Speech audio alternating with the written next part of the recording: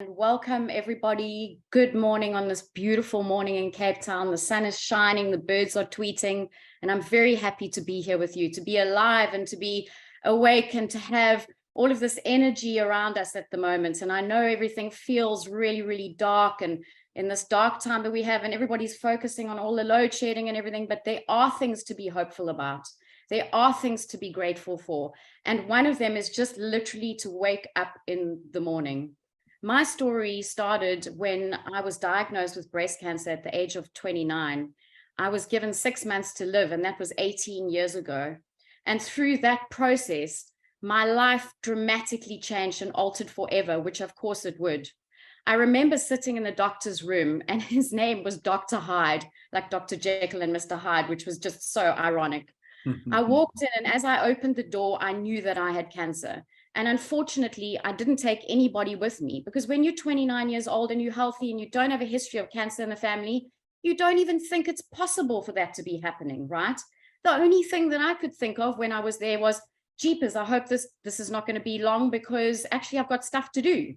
But when I saw his face, and I mean, he didn't need to say anything to me, I knew that I had cancer. He spent the next hour explaining to me that I had the most aggressive form of breast cancer, and that I needed very, very hectic treatment to be able to keep me alive. I ended up doing a year's worth of chemotherapy, and I thought everything was over. On my last day of chemotherapy, I went to my oncologist and I thought, oh, and I'd even booked a holiday because I was so excited. And she said, no, we've got bad news. You've got another form of rare breast cancer, which gives you a 7% chance of survival. It's called HER2 positive breast cancer. And there is a drug, but it is a brand new drug and your medical aid won't pay for it. I said to her, I don't understand. I'm on the top plan. Why won't they pay for it? Well, turns out that unfortunately they thought it was too expensive. So I just decided in that moment, there was the fork in the road. And we all have those moments where you have a fork in the road and you've got to decide whether you want to live or whether you want to die. And I said, I will fight because I've got nothing to lose. I've been through this process, and it was like something just clicked inside me. It was a combination of anger. It was a combination of fearlessness. It was a combination of an emotion I'd never felt before. And I just said, I don't care. We're going to take them on. And so found a lawyer and 7 other women, and we took this medical aid to court, and we ended up winning our case. It was the first of its kind in the country. And the most interesting part about it was even my own family told me that I wasn't going to be able to beat them. Even my friends, my close friends around me were saying, there's no ways you're going to be able to get this right. So part of the process that I go through when I speak to people is don't allow people to project their fear onto you. There's so many people in this world that are fearful of everything, and they project all of their fear onto us. And so I was emboldened by the fact that the people around me didn't believe enough in me to be able to support me. But I believed in myself. And that is what my talk is about today. My talk is about you taking control of your life and believing in yourself, because we can all be victims. And I've been a victim many times in my life. I wake up many mornings and feel like I don't want to go on. I don't stand here in front of you today saying I have a perfect life, or I wake up every day and the birds are tweeting and everything's fine. I suffer from mental illness. I've had a suicide attempt.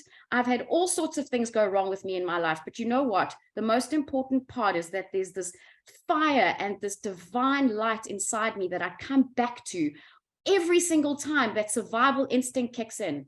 My talk today is called The Circle of Life. And the reason it's called The Circle of Life, I was in the chemo room 152 times over 10 years doing treatment.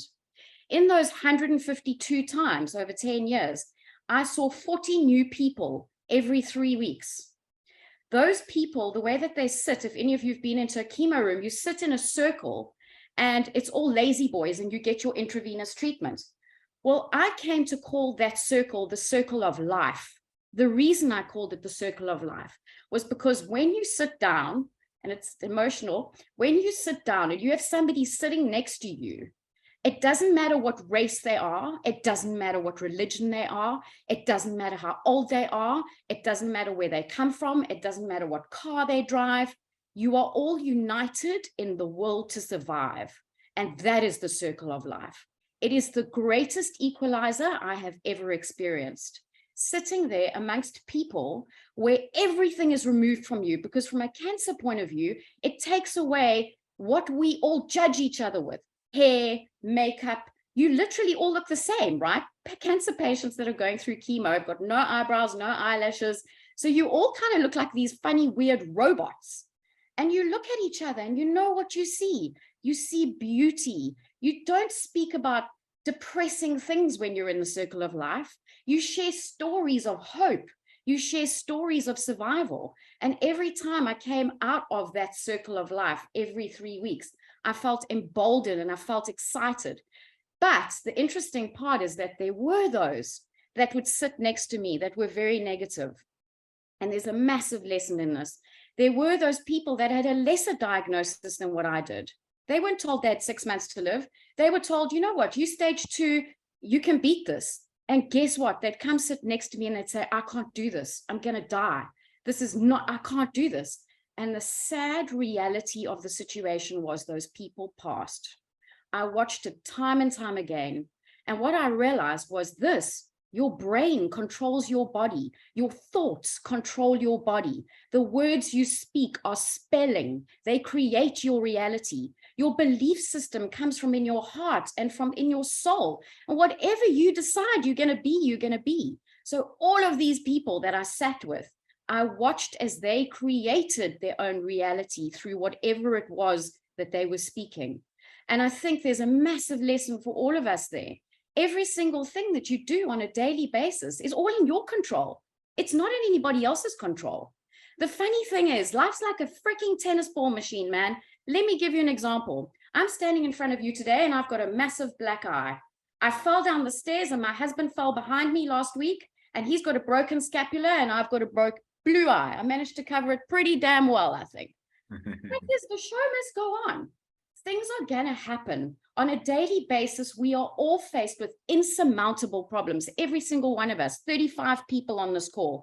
I bet you all 35 of you are going through something in this moment that feels like you can't go on. There's something happening. I speak about the secrecy of trauma. We all like to keep our deepest, darkest thoughts to ourselves. We don't know what each other are going through. So please don't judge each other. We're all doing the best we can. We're waking up and doing the best we can. But doing the best you can means, how are you showing up for yourself? What are you doing for yourself? Not what is everybody else doing for you? Not why don't I have this? Why is life not good enough? Why me? Why? The pity party. At the end of the day, the only person that we can rely on is ourselves. And this brings me to another part of my story. I remember being diagnosed on my first chemo day. My best friend was supposed to pick me up and take me to chemo, and I sat waiting. She didn't pitch. 7:30 came, supposed to pick me up 7:15, 7:45. I was supposed to be in Rosebank for my chemo. I ended up having to get in the car myself, drive myself to chemo, and go to chemo and get it myself. But the funny part about the universe is it plays out of its socks with things like this. Because she'd promised me she was going to cook me food and everything. And so I hadn't planned anything. On the way home, I stopped at Woolies. I was feeling super nauseous. And there she was in the queue in front of me. And I said to her, I don't understand what's going on. And do you know what she said to me? She said, I couldn't cope with this. I didn't know what to do. And I want to say to all of you, every single human being is struggling with something. Every single person. And it doesn't matter what it is, because it might not seem important to you, but it's massive to them. Try not to put yourself first and try to put yourself in somebody else's shoes, because we are all struggling with something. And I really would like to leave you with this thought that our lives are in our own hands, and the circle of life is whatever you make it to be. I am 18 years alive, and I'm so grateful to be here. And I just want to share a message of hope. I work with customers. I have multiple talks. I'm not a one-show pony. My mom says I was vaccinated with a gramophone needle. I can speak till the freaking cows come home. So as customers, I'd like to work with you. I have a whole host of different talks that I do.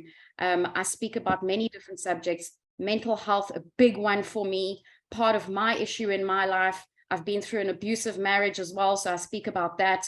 But at the end of the day, I honestly believe the reality we create is up to us. Thanks very much.